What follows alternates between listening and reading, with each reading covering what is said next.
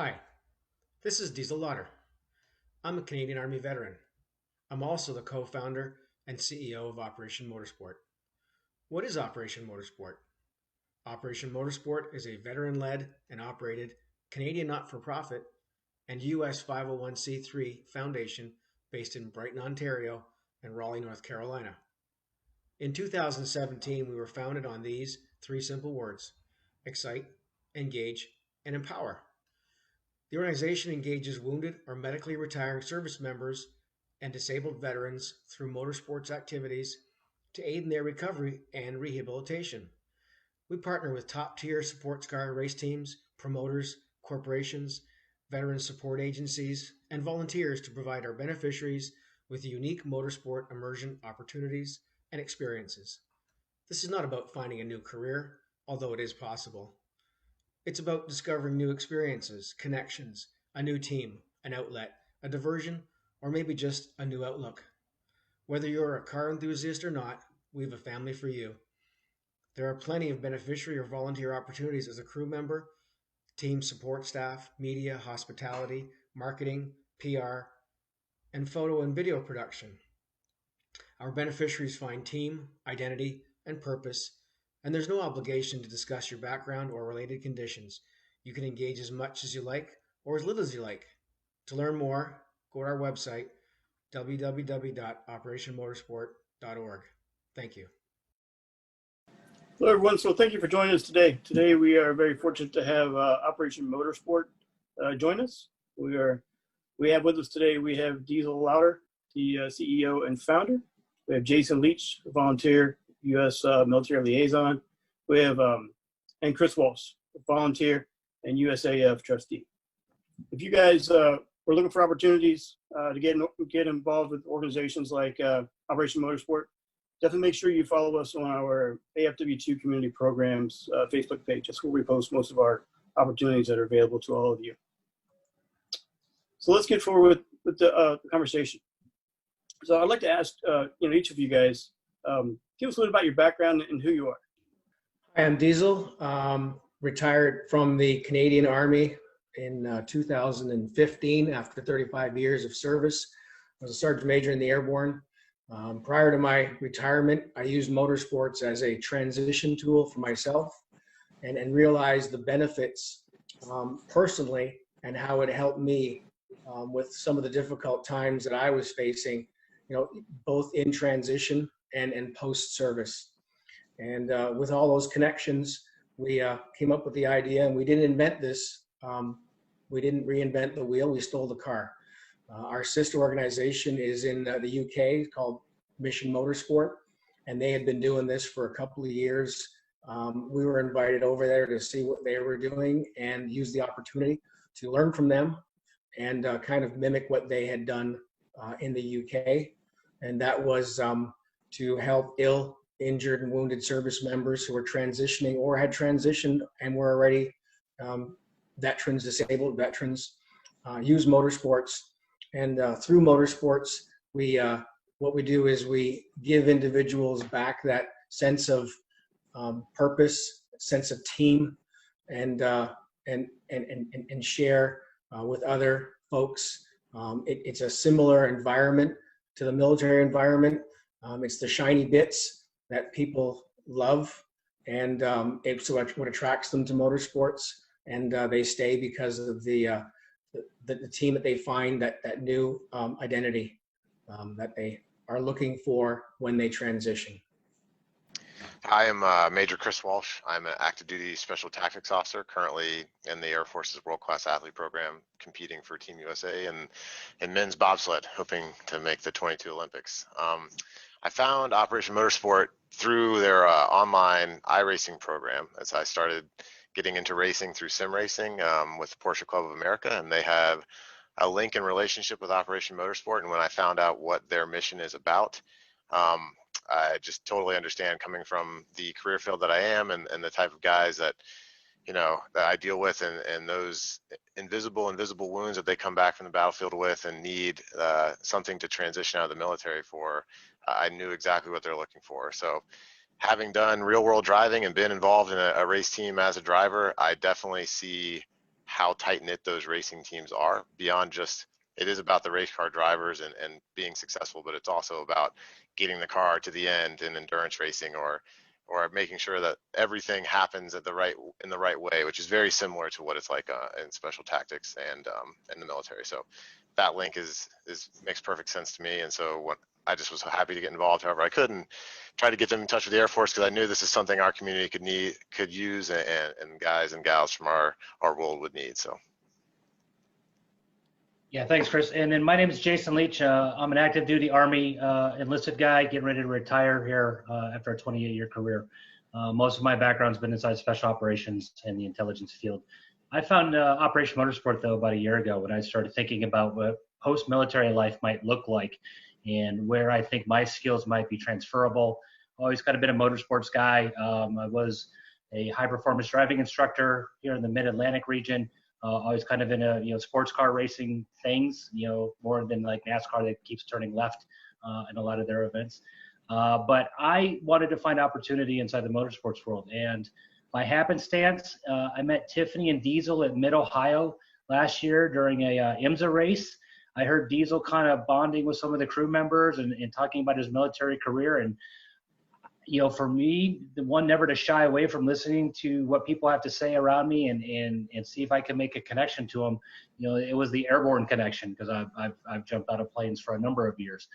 Granted, not quite to the extent Diesel has of being a demonstrator on the Canadian parachute team, the equivalent of our Golden Knights here in the U.S. Army. But that's what started the conversation. And as we got to know each other a little bit, he invited me to come on board as a volunteer and just kind of help connect and make more inroads here in the U.S. side. So I spent a lot of time talking to the USO and trying to find some inroads there and find potential opportunities to support transitioning military members as they get ready to leave the service. So the premise behind Operation Motorsport is to help medically retiring and wounded service members, kind of find their way, give them, like Diesel indicated, team purpose and identity.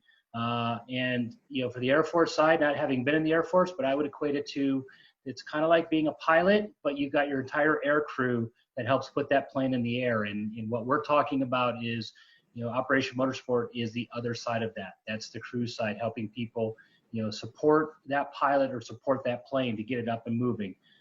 Sports car racing is very, very similar to that world. Thanks, guys. So, it's a great organization, and you guys have some really exciting opportunities. Can you talk to us a little bit about the Excite program? I know you have a couple different levels in that. Can you talk about how people get involved in those levels and what it's all about? So the Excite program, like, we started this on basically 3 simple words, right? Excite, engage, empower. And the Excite, as I said earlier, is all about the shiny bits. Army guys like things that make lots of noise and go fast, and Air Force guys like things that go even faster. And the shinier the airplane, the better. And that's what attracts so many folks to military service in the first place. It's that adrenaline rush. And so the Excite program is just that. It's a way that we can get folks to come out. It's that, let's do something different, but it's kind of neat. Not everybody necessarily wants to paint butterflies as a means of coping with things. So they like that adrenaline rush, and that's what they get. Folks come out sometimes, they don't want a career necessarily, or a second career. They're not looking for that. They're just looking for something to distract them. And so the Excite program is a way to get them involved, whether it's with a team or whether it's just in a car corral with other folks that like cars and have that same passion about things that go fast. And then from there, and that exposure, they can move on to the next step. And for some, they never move on beyond that, other than maybe getting involved as a volunteer. But through the Excite program, at least they see there's opportunity in motorsports, and that the skill sets that they've developed over their careers have a lot of value in this environment. That sounds awesome. So what if someone that comes out and participates in the Excite program, what if they find the passion and they want to, pursue it to the next level? Is there ways that you guys can help them, pursue it as a career or get more training or join a team? How does that work? So yeah, if they like what they see and they have those skill sets, what we do is then we help them, we set them up. In some cases, we use in Canada we use the transition centers. In the U.S., we use the USO Pathfinder program, and they have a lot of opportunities to either further their education through those programs as transitioning service members, but there's also a lot of opportunities within the teams. The teams are looking for crew members who are also looking to expand their skill sets, and whether that's as a crew member learning something new or actually just learning from the crew themselves. So we've had folks that come just for hospitality and or photo, video, things like that, and there's always a way that we can keep them involved if they want to stay involved. Yeah, and I'd like to just expand upon that a little bit, just to kind of paint it a little bit more into the context, depending on on who's watching this video today and where they're at in their own Air Force career. So Diesel alluded to it. We had an E9 in the Army who worked for Lamborghini Hospitality at an event last year. He actually, when I spoke to him, the car racing side for him, he didn't care about. But he liked the idea, though, of working with a OEM and a race team from a hospitality VIP perspective, and he brought a lot of value to that just from his Army career and being in the food services. We've had people who had audio video backgrounds, and they've gone to Wales with us and they recorded everything that we did as a team in order to help build some of the YouTube videos and stuff that we have, or help us build some branding and marketing brochures. But they've also worked for the teams. They worked for the series as well as, to capture those moments on track, to get access into parts of a track and a facility that your average fan will never have access to, is really kind of neat and really kind of, you're getting behind the scenes look that goes on in sports car racing that you would never see on TV just from watching it, or even just sitting in the fan or sitting in the seats. And to add to Jason's point, in the Excite program, we've got what we call diversionary therapy. And through diversionary therapy, we've also got something that we now have, an iRacing league.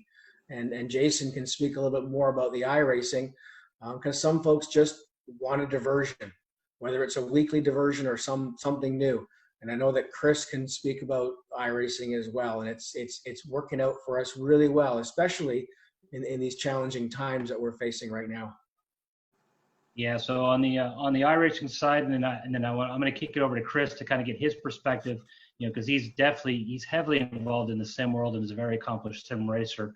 But COVID-19 presented a lot of challenges for us. The racetracks were closed.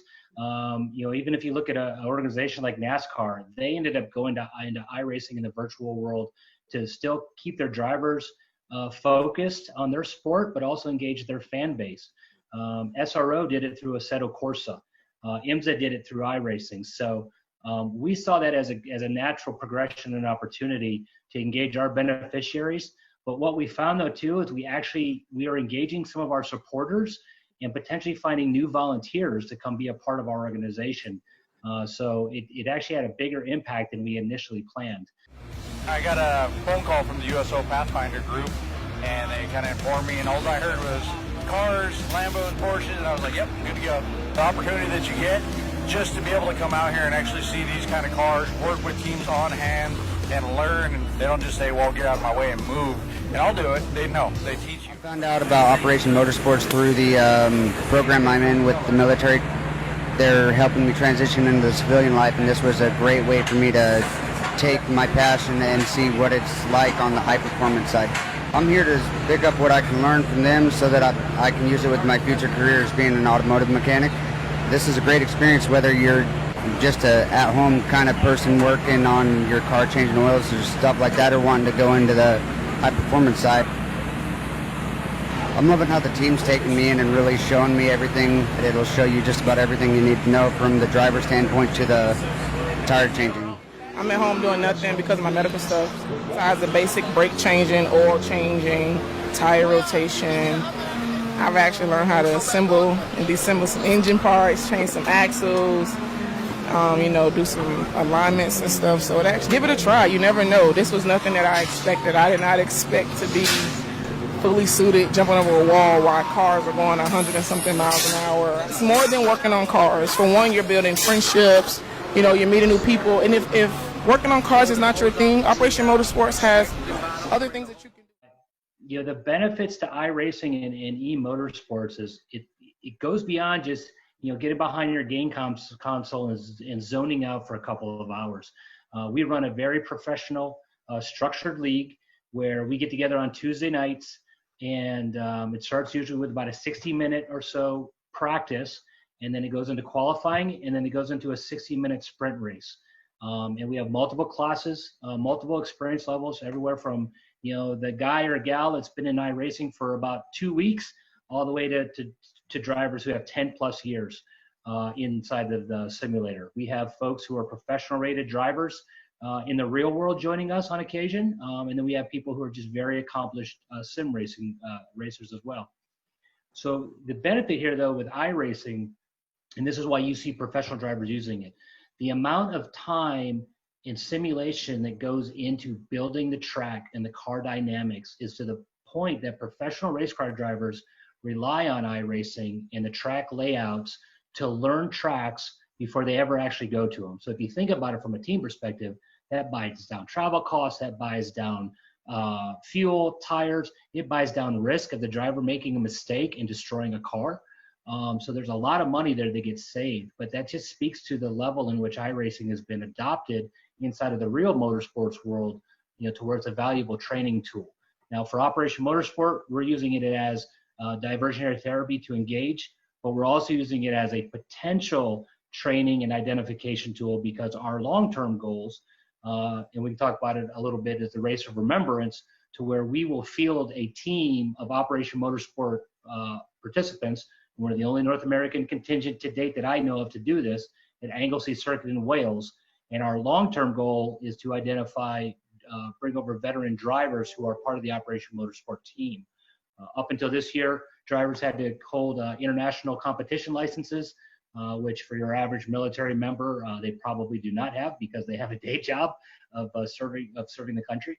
But as we look forward, though, some of those licensing requirements are starting to drop a little bit. We see opportunity to build an all Operation Motorsport team.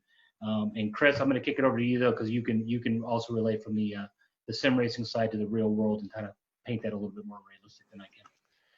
Yeah, I would say that well, through Operation Motorsport, what the iRacing League gives me the opportunity to do is I love racing in general. So that's how I got into racing, was through the sim.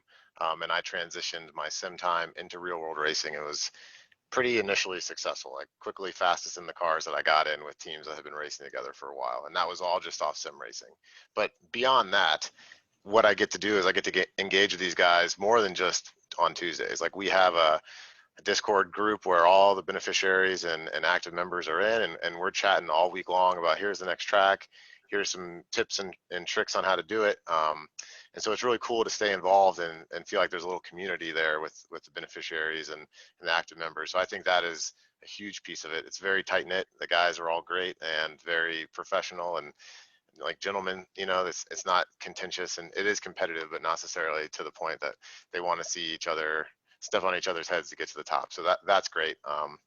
And iRacing Race of Remembrance, I will be racing in that with in the pro beneficiary class with a W amputee driver named Adam, and he's incredibly quick considering his limitations. And so, getting a chance to like see guys overcome those types of situations, get the sim to practice so that, he can get out in the real world and race if he desires is pretty rewarding. And I think iRacing giving us that opportunity to engage more frequently, and it's less cost, obviously. That's a great thing. So do you need special hardware or equipment to participate in the iRacing? So on the iRacing side, no. If you have a computer or a laptop that's within a couple years old, you've probably got enough hardware and enough processing speed to run the simulator. The nice thing too about iRacing is they try to keep the entry cost relatively low because they want to reach a broad audience. Now, You can absolutely though take it to the extreme and have a $10,000 sim rig with triple monitors and a $1,500 steering wheel and $2,000 pedals underneath your feet. But you could also get into it simply with a decent, mid-grade computer and a game controller. And we have people that are competing that way. And I will tell you, and Chris could probably attest to this, it doesn't really matter how much money you spend on your rig. It's more about spending time becoming good at the simulator and getting good at your race craft, because I know plenty of guys who are on, and we see it with our beneficiaries and some of our other folks where they're holding their stuff together with duct tape and paper clips, and they're faster than 75% of the field out there. And it comes down to, their physical ability to some extent, but really that's just, they call it working on the nut behind the wheel. And that's what you want to be working on is your mental performance and how you approach it. And we're starting to see studies too, talking about esports where the positive mental aptitudes and increases from esports is changing how it's being viewed in the mental health world. Still a lot of initial research, and it's being done on a day-to-day basis, but people are starting to change their minds about, especially some younger generations where they're sitting behind a game console or sitting behind a computer screen all day. Is it really kind of rotting their brain, or at least that's what my parents would have told me. It's some of that stigma is starting to change. It's very cool. So you get into iRacing, fairly cost effectively, but what about, going to the in-person events? Is that expensive? What kind of cost are there to our warriors?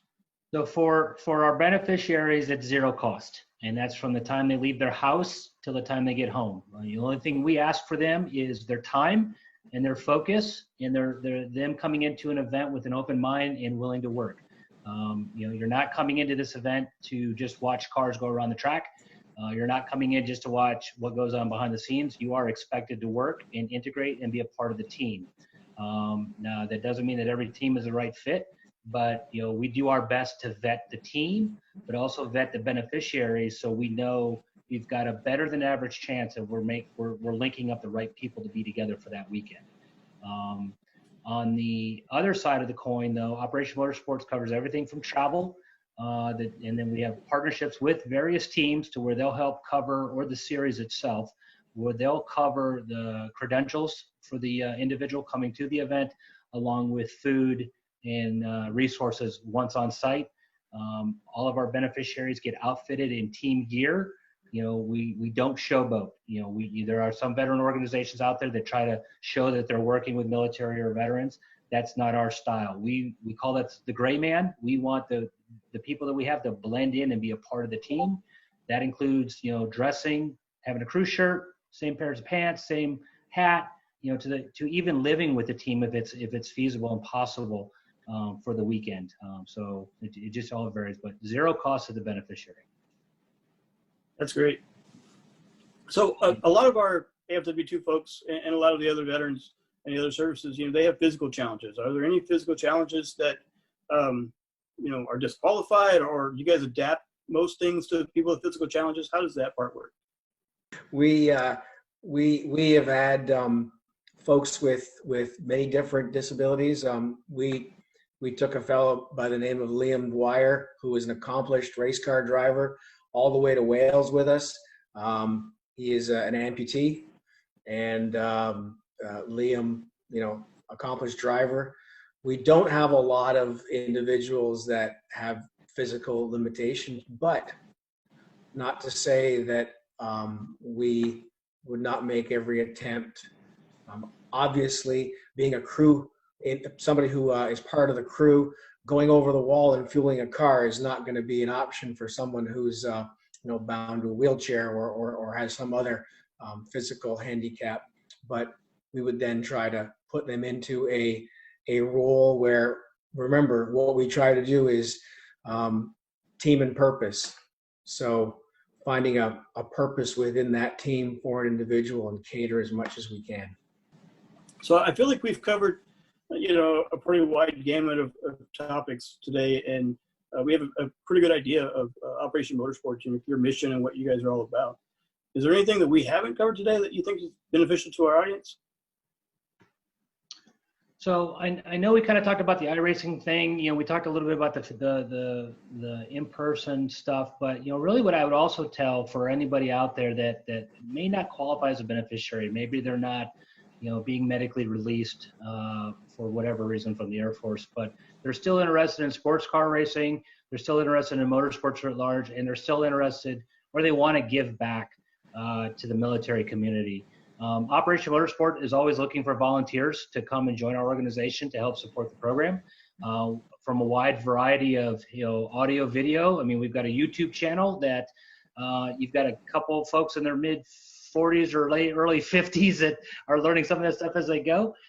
You've got folks kind of working on the tech side as well that we're spread a little thin sometimes, it feels like, on the volunteer side. So if you got people out there that want to, dip their toe into the nonprofit world, learn what that's like, but still be a part of a very good veteran advocacy program, come talk to us, because I'm sure we've got positions where you can help. I would also add that, for guys that, and I've seen this with teammates of mine who are struggling maybe some mental health things and are not technically disabled, or don't, maybe there's a stigma there.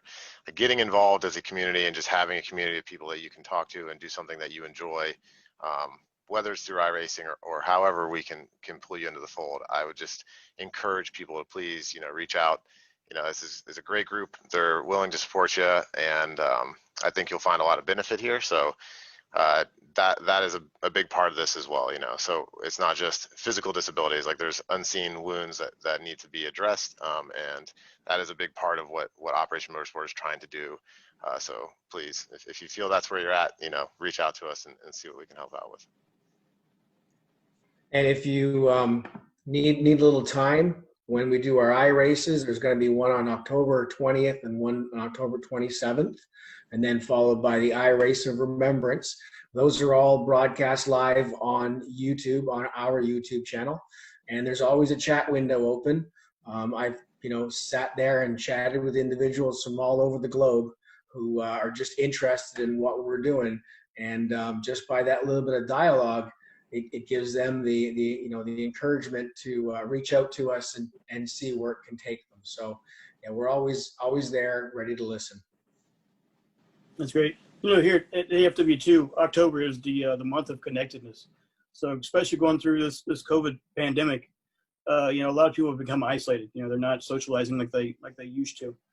So that's a really good point, Chris, about being connected online and through the iRacing. It's a very good outlet for some people that maybe they've got underlying health conditions and they don't want to be out around a lot of people. So the iRacing would be a great outlet, or chatting with Diesel on the Facebook page or the YouTube page. So those are very good resources. Yeah, and you can also find us as well, in addition to YouTube, on Tuesday nights during the iRacing. But we're active on Facebook, we're active on LinkedIn, we're active on Twitter and Instagram as well. So we're across all the major platforms. Please come connect, be a part of our organization, and let's connect. Absolutely. Gentlemen, I really want to thank you for coming in and spending some time with us today and telling our audience, all about Operation Motorsports and what you guys are all about. Thanks for having us. Thanks for the opportunity. Thank you. Absolutely. Thank you.